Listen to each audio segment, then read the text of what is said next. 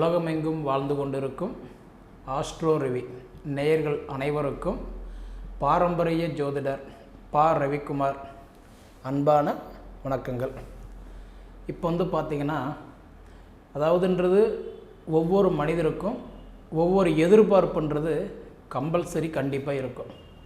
இப்போ பார்த்திங்க அப்படின்னா ஒருத்தருக்கு திருமணம் ஆகலை அப்படின்ற ஒரு எதிர்பார்ப்பு, ஒரு சிலருக்கு குழந்தை பாக்கியம் இல்லை அப்படின்ற ஒரு எதிர்பார்ப்பு, இன்னும் ஒரு சிலருக்கு பார்த்திங்கன்னா வளர்ச்சிகள் இல்லை அப்படின்ற ஒரு எதிர்பார்ப்பு, அதையும் தாண்டி ஒரு சிலருக்கு பார்த்திங்கன்னா படிப்புக்கு உண்டான வேலை இல்லை அப்படின்ற ஒரு எதிர்பார்ப்பு. ஏன்னா ஒவ்வொரு மனிதருக்கும் ஒவ்வொரு எதிர்பார்ப்பு கண்டிப்பாக இருக்க தான் செய்யுதுங்க. அதாவது பார்த்திங்க அப்படின்னா இந்த உலகத்தில் நம்ம நல்லா இருக்கோம் அப்படின்னா அதுக்கு நம்ம 1000 விஷயங்கள் உதாரணமாக எடுத்துக்கலாம். ஆனால் நம்ம கஷ்டப்படுறோம் அப்படின்னா அதுக்கு 4 ரீசன் மட்டும்தான் உண்டு, 4 காரணங்கள் மட்டும்தான் உண்டு. அது என்னென்ன காரணம் அப்படின்னு பார்த்திங்கன்னா, அதாவதுன்றது முதல்ல ஒரு மனிதன் கஷ்டப்படுறாங்க, அதாவது அழிவு நோக்கி போகிறதுக்கு காரணம், கஷ்டப்படுறதுக்கு காரணம், முதல் காரணம் பார்த்திங்கன்னா தோஷங்கள். ஏன்னா ஒரு மனிதனுக்கு தோஷங்கள் இருந்தது அப்படின்னா முழுக்க அவங்களோட வாழ்க்கை கண்டிப்பாக இருக்காதுங்க, வளர்ச்சின்றதே இருக்காது.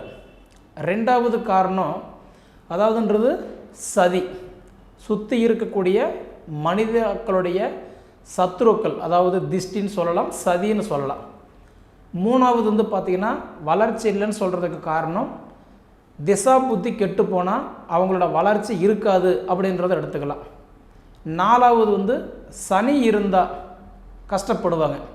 அப்போ ஒரு மனிதனுக்கு கஷ்டப்படுறதுக்கு 4 காரணம்தான். ஒன்று தோஷங்கள், ரெண்டாவது சதி, மூணாவதுன்றது திசா புத்தி, 4வது சனி, அதாவது 7 சனி, அஷ்டமத்து சனி, ஜென்மச்சனி, அர்த்தாஷ்டம சனி, இந்த மாதிரி சனி. அப்போ பார்த்திங்க அப்படின்னா நிறைய பேருக்கு பார்த்திங்கன்னா ஆக வேண்டிய நேரத்தில் கல்யாணம் ஆகிறதில்ல, நிறைய பேருக்கு இருக்க வேண்டிய நேரத்தில் குழந்தை பாக்கியம் இருக்கிறதில்ல, நிறைய பேருக்கு பார்த்திங்கன்னா வாழ்க்கைக்கு தகுந்த வளர்ச்சி இருக்கிறதில்ல, உழைப்புக்கு தகுந்த உயர்வு இருக்கிறதில்ல, படிப்புக்கு தகுந்த ஒரு முன்னேற்றம் இருக்கிறதில்ல. அப்போ நம்ம என்ன பண்ணுவோம், நம்மளுடைய ஜாதகத்தை கொண்டு போய் ஒரு இடத்துல கொடுத்து பார்ப்போம். அப்போ அந்த ஜாதகரை பார்த்துட்டு என்ன சொல்லுவாங்க, ஒன்று உங்களுக்கு தோஷங்கள் இருக்குதுங்க, அதனால தான் உங்களுக்கு திருமணம் ஆகலை, புத்திர பாக்கியம் இல்லை, வளர்ச்சி இல்லை, உங்களோட வாழ்வாதாரம் நல்லா இல்லை அப்படின்னு சொல்லுவாங்க. அதே மாதிரி பார்த்திங்கன்னா அதே இன்னொருத்தட்ட கொண்டு போய் நம்ம கொடுத்தோம் அப்படின்னா, அதாவது உங்களோட ஜாதகத்தில் யாருங்க சொன்னது, தோஷமெல்லாம் அப்படிலாம் எதுவும் கிடையாது, நல்லா இருக்குன்னு சொல்லுவாங்க. அப்போ நம்ம மனசுக்குள்ளார ஒரு கேள்வி இருக்கும், என்னடா அவர் பார்த்தா தோஷம் இருக்குதுன்னு சொல்கிறாரு, இவர் பார்த்தா தோஷம் இல்லைன்னு சொல்கிறாரு, அப்போ நம்ம எதை நம்புறது அப்படின்ற அந்த குழப்பம் நமக்குள்ளார கண்டிப்பாக வந்துடுது இல்லைங்களா. அப்போ நாம் இந்த பதிவில் பார்க்குறது என்னென்னு பார்த்திங்கன்னா, ராசிக்கு பலன் சொல்கிறது இல்லைங்க, பலன் சொல்லலை, லக்னத்துக்கு பலன் சொல்கிறோம். அதாவது தோஷம் அப்படின்றது முதல் தோஷம் நாகதோஷம், அதாவது ராகு கேதுன்னு சொல்லுவாங்க. அது எந்த இடத்துல இருந்தால் தோஷம் அப்படின்றது அதை பார்க்க போகிறோம். அடுத்தது செவ்வாய் தோஷம், எந்தெந்த இடத்துல இருந்தால் செவ்வாய் தோஷம் அப்படின்றத பார்க்க போகிறோம். அதுக்கு அடுத்தது பார்த்திங்கன்னா தார தோஷம் அப்படின்றது எந்த இடத்துல இருந்தால் தோஷம்ன்றது பார்க்க போகிறோம். அதுக்கு அடுத்தது பார்த்திங்கன்னா புத்தர தோஷம், எந்தெந்த இடத்துல இருந்தால் புத்தர தோஷம் அப்படின்றத பார்க்க போகிறோம். அடுத்தது காலசர்ப தோஷம், எந்த இடத்துல இருந்தால் எப்படி இருந்தால் காலசர்ப தோஷம். அதுக்கு அடுத்தது பார்த்திங்கன்னா அதாவதுன்றது வர்க்க தோஷம், பூர்வ புண்ணிய சாபம் சொல்லுவாங்க, பெண் சாபம்னு சொல்லுவாங்க. இது எந்த இடத்துல இருந்தால் பூர்வ புண்ணிய தோஷம். அடுத்தது அதாவது பார்த்திங்கன்னா சகட தோஷம், எங்கே இருந்தால் சகட தோஷம். அதுக்கப்புறம் பார்த்திங்கன்னா புணர்ப்பு தோஷம் அப்படின்றது ஒரு ஜாதகத்தில் பார்த்திங்கன்னா லக்னத்தை அடிப்படையாக தான் எந்த ஜாதகர்கிட்ட கொண்டு போய் கொடுத்தாலும், அதாவது லா அப்படின்னு போட்டிருக்கோம், அதுதான் லக்னம்ன்றது 1ஆம் இடம். அந்த லக்னத்தை அடிப்படையாக வச்சு தான் இந்த காணொலியில் இப்போ எந்தெந்த இடத்துல இருந்தால் எந்தெந்த தோஷங்கள் அப்படின்றது மிக விளக்கமாகவும் விரிவாகவும் நம்ம அருமையாக அற்புதமாக பார்க்க போகிறோங்க. சரிங்களா? அதே மாதிரி இதுக்கு முன்னாடி நம்ம சேனலை சப்ஸ்கிரைப் பண்ணாதவங்க சப்ஸ்கிரைப் பண்ணிக்கோங்க. உங்கள் நண்பர்களுக்கு ஷேர் பண்ணுங்கள். அதே மாதிரி நீங்கள் சொல்ல வர்றது என்னன்றது கமெண்டில் சொல்லுங்கள், நான் கேட்டுக்கிறேன். இதே போக ஒரு பொருள் நம்மக்கிட்ட இருக்கும்போது அதனோட அருமை கண்டிப்பாக நமக்கு தெரியாது. அதே நம்ம அது இல்லாத போது தான் அதனோட அருமை நமக்கு கண்டிப்பாக தெரியும்னு சொல்லுவாங்க. இதை நான் ஏன் சொல்கிறேன்னா, இப்போ இந்த காணொலியில் நீங்கள் கேட்கும்போது உடனே நான் என்ன சொல்ல வரேன்னா, உங்கள் ஜாதகத்தை கையில் எடுத்து வச்சுக்கோங்க. நீங்கள் இதை பார்த்து முடிச்சுட்டு கூட என்ன பண்ணுறேன்னா, உங்களுடைய சுய ஜாதகம் கையில் எடுத்து வச்சுக்கோங்க. மேச ராசியிலிருந்து மீன ராசி வரைக்கும், அதாவது ஒவ்வொரு லக்னத்தில் பிறந்தவங்க, மேச லக்னம், ரிஷப லக்னம், மிதுன லக்னம், இது மாதிரி அந்தந்த லக்னத்தில் பிறந்தவங்களுக்கு எங்கெங்கே இருந்தால் தோஷம்ன்றதை பற்றி தெளிவாக நான் சொல்கிறேங்க. இந்த வீடியோவை முதல்ல நீங்கள் சேவ் பண்ணி வச்சுக்கிட்டாலும் சரி, இல்லை நம்ம சேனலை நீங்கள் சப்ஸ்கிரைப் பண்ணி வச்சுக்கிட்டாலும் சரி. அப்படி வைக்கும் பொழுது நாளைக்கு ஒரு சூழ்நிலையில் நீங்கள் ஒருத்தட்ட கொண்டு போய் கொடுக்கும்போது அவங்க சொன்னாங்க அப்படின்னா இந்த காணொலி எடுத்து பாருங்கள். அவங்க சொல்கிறதுக்கும் நாம் சொல்கிறதுக்கும் தோஷம் இருக்குது அப்படின்னா அவங்க சொன்னது உண்மை அப்படின்றத நீங்கள் ஏற்றுக்கோங்க. சப்போஸ் இந்த வீடியோ நீங்கள் சேவ் பண்ணிவிட்டு அவங்க பார்க்கும்போது நான் உங்களுக்கு தோஷம் இருக்குது அப்படின்னா உங்களுக்கு நான் குறிப்பிட்டு நான் சொல்ல விரும்பலை. பொதுவாக இந்த 12 ராசிக்காரங்களுக்கும் தோஷத்தை பற்றி நான் தெளிவாக சொல்கிறேன். அப்படி நான் தெளிவாக சொல்லும்போது நீங்கள் தெரிஞ்சுக்கிட்டு அது கம்பேர் பண்ணி பாருங்கள். சரிங்களா? அப்படி பார்க்கும்போது உங்களுக்கு இது எல்லாமே தெரியும். ஏன்னா ஒரு மனிதனுடைய வளர்ச்சி இல்லாமல் இருக்கிறதுக்கு காரணம், வாழ்வாதாரம் இல்லாமல் இருக்கிறதுக்கு காரணம், புத்திர பாக்கியம் இல்லாமல் இருக்கிறதுக்கு காரணம், முழுக்க பார்த்திங்கன்னா வயசுக்கு தகுந்த வளர்ச்சி இல்லாமல், உழைப்புக்கு தகுந்த உயர்வு இல்லாமல், இன்றைக்கி நம்ம உழைச்சி கஷ்டப்பட்டு வாழ்க்கையில் முன்னேற முடியாமல் ஏறின இடத்துலையே மீண்டும் இறங்கிக்கிட்டு வளர முடியாமல், அதாவது இந்த உலகத்தில் பிறந்தோம் ஏதோ வளர்ந்தோம் இல்லாமல் நம்ம பிறந்ததுக்கு ஒரு அர்த்தம் வேணும் இல்லைங்களா? அதுக்கு முன் உதாரணம் என்னன்னா நம்ம ஜாதகம்தான். நம்ம ஜாதகம் நல்லா இருந்தால் மட்டும்தான் நிச்சயம் நம்மளுடைய வாழ்க்கையில் வாழ முடியும். இப்போ ஒரு உதாரணம், குழந்தை பாக்கியம் எடுத்துக்கோங்க. குழந்தை பாக்கியம்ன்றது ஆயிர காலத்து பயிருன்னு சொல்லுவாங்க. ஒரு சிலருக்கு பாருங்கள் நினச்ச உடனே குழந்தை பிறந்துடும். ஒரு சிலருக்கு பார்த்தீங்கன்னு வச்சுக்கோங்களேன், அதாவது என்னதான் அவங்க முயற்சி பண்ணாலும், ஹாஸ்பிட்டலுக்கு போனாலும், ட்ரீட்மெண்ட் எடுத்தாலும் அது தள்ளி போகும். அதனால் பார்த்தீங்கன்னா நம்ம வைக்காத வேண்டுதல் இல்லை, கும்பிடாத தெய்வம் இல்லை, போகாத கோயில் இல்லை, செய்யாத பரிகாரம் இல்லை, எல்லாமே செய்வோம். அதுபோல் நம்மளுடைய ஜாதகத்தில் 4 காரணம் நல்லா இருக்கணும். நான் சொன்னது தோஷம் இல்லாமல், திசா புத்தி நல்லா இருந்து, மனிதலாக்கில் சதி இல்லாமல், சனி இல்லாமல் இருந்தால் மட்டும்தான் நம்மளால் வாழ முடியும், நம்மளால் வளர முடியும். சரிங்களா? அதே மாதிரி பார்த்தீங்க அப்படின்னா இப்போ நான் உங்களுக்கு சொல்லக்கூடிய இந்த ஒரு விஷயங்கள் உங்கள் ஜாதகத்தில் இருக்கா இல்லையா அப்படின்றத பாருங்கள். அதே மாதிரி ஸ்கிப் பண்ணாமல் பாருங்கள். அப்போ தான் நம்ம என்ன சொல்ல வரோன்றது நீங்கள் முழுமையாக நீங்கள் தெரிஞ்சுக்க முடியும். சரிங்களா? தெரிஞ்சுக்கிட்டு அதே மாதிரி உங்களுக்கு மேற்கொண்டு உங்களுடைய சுய ஜாதகம் நம்மக்கிட்ட கொடுத்து பார்க்கணும் அப்படின்ற ஒரு ஐடியா இருந்தால், அதாவதுன்றது நம்மளுடைய காண்டாக்ட் நம்பர் கொடுக்குறோம், அந்த நம்பரில் அப்பாயின்மெண்ட் போட்டு உங்களுடைய சுய ஜாதகத்தை பார்த்துக்கோங்க. சரிங்களா? சரி நேயர்களே, இப்போ நம்ம பிறந்த லக்னத்துக்கு அதாவது என்னென்ன பலன்கள் இருக்க போகுது அப்படின்றத பற்றி நம்ம தெளிவாக பார்த்துக்கலாம். சரிங்களா? ரிஷப லக்னத்தில் பிறந்தவங்களுக்கு எந்தெந்த ராசியில் எந்தெந்த கிரகங்கள் இருந்தால் தோஷங்கள் அப்படின்றத பற்றி தான் இப்போ இந்த காணொலியில் நம்ம ஆதாரப்பூர்வமாக பார்க்க போகிறோங்க. முதல்ல பார்த்திங்கன்னா அதாவதுன்றது நாகதோஷம். அதாவது ஒரு சிலர் நாகதோஷம்னு சொல்லுவாங்க, ஒரு சிலர் பார்த்திங்க அப்படின்னா அதாவது ராகு கேதுன்னு சொல்லுவாங்க. ஆனால் இது ரெண்டுமே பார்த்திங்கன்னா ஒன்று தான், வெவ்வேறுலாம் கிடையாது. பொதுவாக இப்போ ரிஷப லக்னம், இப்போ நம்ம ராசிக்கு பலன் பார்க்கலிங்க. நீங்கள் ஒரு குழந்தையாக இருந்தாலும் சரி, வயசானவங்களாக இருந்தாலும் சரி, ஆணாக இருந்தாலும் சரி, பெண்ணாக இருந்தாலும் சரி, இந்த பலன்கள் எல்லாமே அதாவது ஒன்று தாங்க. ஒவ்வொருத்தருக்கும் ஒவ்வொரு விதமாக மாறாது. பலன்கள் வேணும் மாறுமா தவிர தோஷங்கள் பொறுத்த வரைக்கும் இப்போ உங்கள் ஜாதகத்தில் நான் சொல்கிற மாதிரி இருந்தது அப்படின்னா நிச்சயமாக இது கண்டிப்பாக தோஷம்தான். சரிங்களா? அந்த தோஷத்தை பற்றி தான் லக்னத்து முறைப்படி நம்ம பார்க்குறோம். ஏன்னா ஜாதகம் கொண்டு போய் நீங்கள் பார்த்தீங்கன்னா ராசிக்கு பலன் சொல்ல மாட்டாங்க, லக்னத்தை வச்சு தான் பலன் சொல்லுவாங்க. அதனால் லக்னத்தை முறையாக வச்சு தான் இந்த தோஷங்கள் இப்போ நான் சொல்லிகிட்ருக்குறேங்க. நீங்கள் முடிஞ்ச வரைக்கும் இந்த ஜாதகத்தை நீங்கள் கேட்டுட்டு அடுத்தது உங்கள் சுய ஜாதகத்தை வச்சு கம்பேர் பண்ணுங்கள், சரிங்களா?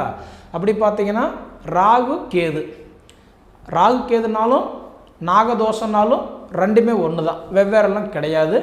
முதல்ல ரிஷப லக்னம், அந்த ரிஷப லக்னத்தில் பிறந்தவங்களுக்கு இப்போ மெயினாக பார்த்தீங்கன்னா ரிஷப லக்னத்தில் ராகு இருந்தாலும் மிதுன லக்னத்தில், அதாவது 1ஆம் இடத்துலையோ 2ஆம் இடத்துலையோ மிதுனத்திலேயோ, அதாவது ரிஷபத்திலேயோ மிதுனத்திலேயோ ராகுவோ கேதுவோ இருந்தால், இப்போ 1ல் இருந்தால் 7ஆம் இடத்துல இருக்கும், 2ஆம் இடத்துல இருந்தால் 8ஆம் இடத்துல இருக்கும். எப்பயுமே 1ன்னா 7, 2ன்னா 8. இந்த ராகு கேது பாருங்கள் ஆப்போசிட்டாக கூட இருக்கும், சரிங்களா?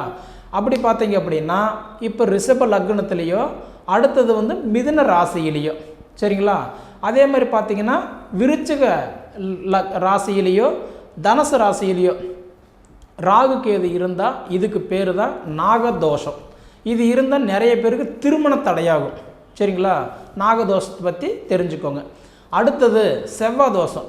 செவ்வாய் தோஷம்னா 2, 4, 7, 8, 12. அப்போ 2, 4, 7, 8, 12ல் செவ்வாய் இருந்தால் செவ்வாய் தோஷம். இப்போ பொதுவாக பார்த்தீங்கன்னா இப்போ வந்து பார்த்தீங்கன்னா 2ஆம் இடம் அப்படின்னா இப்போ ரிஷப லக்னத்துக்கு பார்க்குறோம்னா 2ஆம் ராசின்றது மிதுன ராசியில் செவ்வாய் இருந்தாலோ, அடுத்தது சிம்ம ராசியில் செவ்வாய் இருந்தாலோ, அதே மாதிரி பார்த்தீங்கன்னா விருச்சிக ராசியில் செவ்வாய் இருந்தாலோ, தனுசு ராசியில் செவ்வாய் இருந்தாலோ, அதே மாதிரி மேச ராசியில் செவ்வாய் இருந்தாலோ ரிஷப லக்னத்துக்காரங்களுக்கு செவ்வாய் தோஷம் கண்டிப்பாக ஆகும், சரிங்களா? அடுத்தது பார்த்தீங்க அப்படின்னா தாரதோஷம். இப்போ நிறைய பேருக்கு வந்து திருமண தடையாக இருக்கும், என்ன தான் வந்து பொண்ணு பார்த்தாலும் மாப்பிள்ளை பார்த்தாலும் செட் ஆகாது. அதுக்கு காரணம் தாரதோஷம்பாங்க. அதே ஒரு சிலருக்கு பாருங்கள் 2 கல்யாணம் கூட ஆகும், அதுக்கு காரணம் இந்த தாரதோஷம் தான். அப்படி பார்த்தீங்கன்னா தாரதோஷம்னா நம்ம ரிஷப லக்னத்துக்கு 7ஆம் ராசி 8ஆம் ராசி. இப்போ 8ஆம் ராசி அப்படின்னா அதாவது விருச்சிக ராசியோ தனுசு ராசியிலேயோ, விருச்சிகத்திலேயோ தனுசு ராசியிலேயோ முதல்ல அதாவது சனியோ அல்லது சுக்கிரனோ 7, 8 இந்த 2 வீட்டில் எங்கே இருந்தாலும் சரி இதுக்கு பேர் தான் தாரதோஷம்னு சொல்லுவாங்க.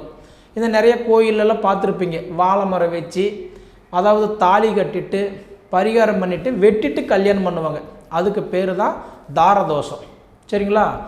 7, 8ல் பொதுவாக ஒரு மனிதனுக்கு 7, 8ல் சனி சுக்கிரன் இருந்தால் அதுக்கு பேர் தாரதோஷம். அதாவது இந்த ரிஷப லக்னத்தில் பிறந்தவங்களுக்கு இன்றைக்கி 7, 8 விருச்சிகம் தனுசு ராசி இந்த 2 ராசியில் இருந்தால். அடுத்தது பார்த்தா புத்திர தோஷம். இப்போ பொதுவாக புத்திர தோஷம் அப்படின்னா நம்ம ரிஷப லக்னத்துக்கு 5ஆவது ராசி எந்த ராசினா கன்னி ராசி. உங்களுக்கு அதாவது கன்னி ராசியில் ராகுவோ கேதுவோ இருந்தால் அது கடுமையான புத்திர தோஷம். சனியோ குருவோ இருந்தால் குழந்தை பாக்கியம் தாமதமாகும். அப்போ லக்னத்துக்கு 5ஆவது இடம் உங்களுக்கு கன்னிராசி. கன்னிராசியில் ராகுவோ கேதுவோ சனியோ குருவோ இருந்தால் அது புத்திர தோஷம். இது வந்து குழந்தை பாக்கியத்துக்கு ஒரு தடையான தோஷம். அடுத்தது பார்த்தீங்க அப்படின்னா வர்க்க தோஷம். பொதுவாக வர்க்க தோஷம்னா ஒரு ஜாதகத்தில் சூரியனும் சனியும் ஒன்றா சேர்ந்துருந்தால் அதுக்கு பேர் தான், அதாவதுன்றது வந்து வர்க்க தோஷம்னு சொல்லுவாங்க. பொதுவாக வர்க்க தோஷம்னா 5ஆம் இடம் 7ஆம் இடம் 9ஆம் இடம். பொதுவாக நம்ம லக்னத்துக்கு 5, 7, 9. இப்போ 5ஆம் இடம்ன்றது எங்கே கன்னி ராசியிலேயோ, அடுத்தது விருச்சிக ராசியிலேயோ, அடுத்தது வந்து பார்த்திங்கன்னா மகர ராசியிலேயோ சூரியனோ, அடுத்தது வந்து பார்த்திங்கன்னா சனியோ சேர்ந்துருந்தால் இதுக்கு பேர் வந்து வர்க்க தோஷம். அதாவது பாரம்பரிய தோஷம்னு சொல்லுவாங்க, பெண் சாபம்னு சொல்லுவாங்க. ஏதோ ஒரு வகையில் நம்ம வர்க்க சாபத்தினால நம்மளால் வளர முடியாமல் ஒரு தடையாகவே இருக்கும், அதுக்கு பேர் தான் வர்க்க தோஷம். அடுத்தது வந்து பார்த்திங்க அப்படின்னா இன்றைக்கின்றது வந்து இந்த ரிஷப லக்னத்தில் பிறந்தவங்க வந்து பார்த்திங்க அப்படின்னா திர லக்னம்னு சொல்லுவாங்க. திர லக்னம் அப்படின்னா 3, 8 கூடையவன் தான் திர லக்னம்னு சொல்லுவாங்க. அப்போ 3, 8 கூடையவன்னா இப்போ கடக ராசிக்கு அதிபதி சந்திரன், அதே மாதிரி 8ஆம் இடம் தனுசு ராசிக்கு அதிபதி குரு. அப்போ சந்திரன் திசையோ சந்திரன் புத்தியோ சந்திரனுடைய அந்தரமோ, அதே மாதிரி குரு திசையோ குரு புத்தியோ குருவுடைய அந்தரமோ நடந்தது அப்படின்னா ரிஷபராசிக்காரங்களுக்கு நிச்சயமாக நற்பலனை கண்டிப்பாக சொல்கிறேன் கொடுக்காது. நிறைய பேர் சொல்லுவாங்க குரு திசை தானே உங்களுக்கு நல்லா தானே இருக்குதுன்னு சொல்லுவாங்க. ஆனால் ரிஷப லக்னத்தில் பிறந்தவங்களுக்கு வந்து பார்த்திங்கன்னா சந்திரன் குரு திசா புத்தி அந்தரம் எது நடந்தாலுமே நல்ல பலன்களை கண்டிப்பாக கொடுக்க மாட்டார் ஒன்று. அதே மாதிரி மாரகாதிபதிகள் அப்படின்னு சொல்லக்கூடிய 10ஆம் இடத்துல உங்கள் லக்னத்துக்கு 10ஆம் இடம்னா கும்ப லக்னத்தில் இன்றைக்கி வந்து பார்க்கும்போது இருந்தால் அது வந்து வர்க்க தோஷம். அதாவது சந்திரனோ இன்றைக்கி வந்து குருவோ இருந்தால் அதுக்கு பேரும் வர்க்க தோஷம்தான். சரிங்களா? அதே மாதிரி பார்த்தீங்க அப்படின்னா இப்போ ரிஷப ராசிக்கோ அல்லது ரிஷப லக்னத்தில் பிறந்தவங்களுக்கோ இன்றைக்கி வந்து பார்த்திங்கன்னா 3ஆம் இடம் கடக ராசியிலேயோ, அடுத்தது 6ஆம் இடம் துலா ராசியிலேயோ, அடுத்தது 8ஆம் இடம் தனுசு ராசியிலேயோ, அடுத்தது வந்து 12ஆம் இடம் மேச ராசியிலேயோ குரு இருந்தால் அதுக்கு பேர் வந்து சகட யோகம்னு சொல்லுவாங்க, சகட தோஷம்னு சொல்லுவாங்க. அதாவது உடம்பு பிடிக்காது, நலி நலக்கமாக இருக்கும், வயிற்றால போகிறது, உடம்பெல்லாம் சரியில்லாகிறது, இந்த மாதிரி வந்து நம்ம சகடையாக இருக்கிறேன்னு சொல்கிறாங்க இல்லையா, அந்த மாதிரி தோஷம். அதே மாதிரி ரிஷப லக்னத்தில் பிறந்தவங்களுக்கு உங்கள் ஜாதகத்தில் 12 கட்டத்தில் எந்த கட்டத்தில் வேணாலும், அதாவதுன்றது வந்து சனி சந்திரன் இந்த ரெண்டும் ஒரே வீட்டில் இருந்தால் இதுக்கு பேர் வந்து புணர்ப்பு தோஷம்னு சொல்லுவாங்க. சரிங்களா? ஒரு ஜாதகத்துக்கு மொத்த தோஷங்கள் வந்து இதுதான் நம்ம சொல்லுவோம். இந்த தோஷங்கள் ஏதாவது உங்கள் ஜாதகத்தில் இருக்கா அப்படின்றத எடுத்து பாருங்கள். இது எடுத்து பார்த்துட்டு அந்த மாதிரி தோஷம் இருந்தது அப்படின்னா உங்களுக்கு வேறு ஏதாவது ஒரு ஜாதகர் வச்சு நீங்கள் ஆலோசனை பண்ணி இந்த தோஷத்துக்கு என்ன பரிகாரம், எந்த கோயிலுக்கு போனால் நல்லாயிருக்கும். ஏன்னா இந்த ஒரு தோஷத்தினால தான் நம்ம வாழ்க்கை வளர முடியாமல், வாழ முடியாமல், சாதிக்க முடியாமல், அதாவது நம்ம இருந்துக்கிட்டு இருப்போம். அதுக்கு எங்கே என்ன எப்படி பண்ணினா நல்லது அப்படின்றது ஒரு ஜோதிடரை ஆலோசனை பண்ணி நீங்கள் பார்க்குறது கண்டிப்பாக நல்லது. சரிங்களா? அதே மாதிரி இந்த பதிவு உங்களுக்கு ரொம்ப பிடிச்சிருந்தா இது போன்ற பதிவுகள் நீங்கள் உடனுக்குடனே நம்மளை பற்றி தெரிஞ்சுக்கணும் அப்படின்னா ஆஸ்ட்ரோ ரவி சேனலை சப்ஸ்கிரைபர் பண்ணிவிட்டு உங்கள் நண்பர்களுக்கு ஷேர் பண்ணிவிட்டு, அதாவதுன்றது வந்து ஆல் ஆப்ஷன் பட்டனை கொடுத்துக்கோங்க. சரிங்களா? அதே மாதிரி உங்களோட பொன்னான நேரத்தை ஒதுக்கி இவ்வளவு நேரம் என்னுடைய காணொலியை நீங்கள் முழுமையாக பார்த்ததுக்கு மனசிலிருந்து கேட்டுக்கிறேனுங்க. நன்றி.